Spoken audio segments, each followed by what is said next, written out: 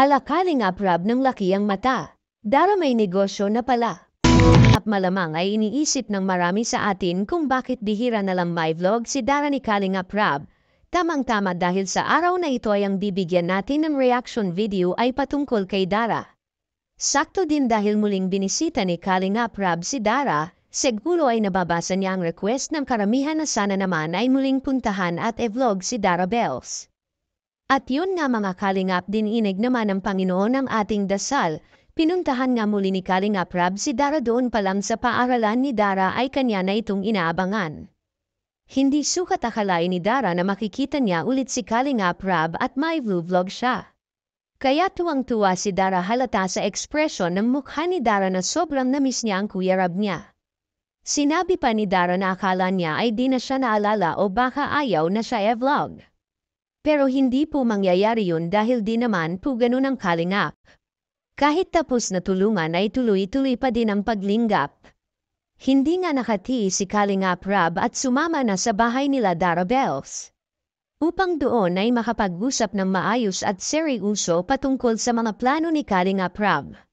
Sa nakaraang vlog ni Kalingap Rab ay sinabi niyang hindi makakasama si Dara sa travel ng Kalingap papuntang Baguio. Subalit ngayon ay biglaan sinabi ni Kalingap Rab na may nag-sponsor na kay Dara para makasama sa pagpunta ng Baguio. Pumayag naman si Dara na sumama dahil na-miss niya din na makasama ang mga Kalingap Angels at ang buong team ng Kalingap. Gusto niya din makita ang mga Kalingap Angels Batch 2. Nasurpresa talaga si Dara sa sinabi ni Kalingap Rab at sobrang saya ni Dara. Na-miss din ni Kalingap Rab ang pagiging maasikaso ni Dara pag pumunta siya kina Dara. Subalit sa pagkakataon nito ay wala ang kapatid ni Dara na si Bea dahil nasa school pa ito at matagal pa bago umuwi.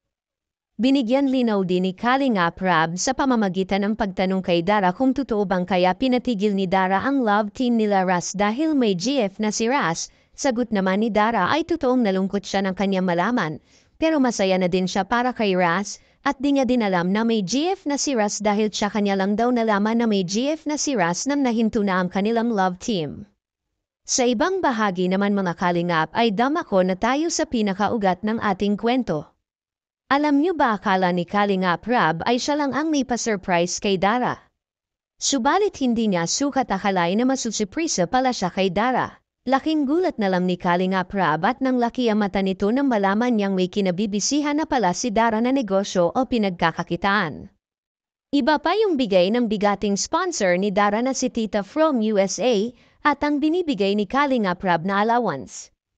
Narito ang video clip mga Kalingap, panuurin natin. Oh, talaga, may lahi. Daw.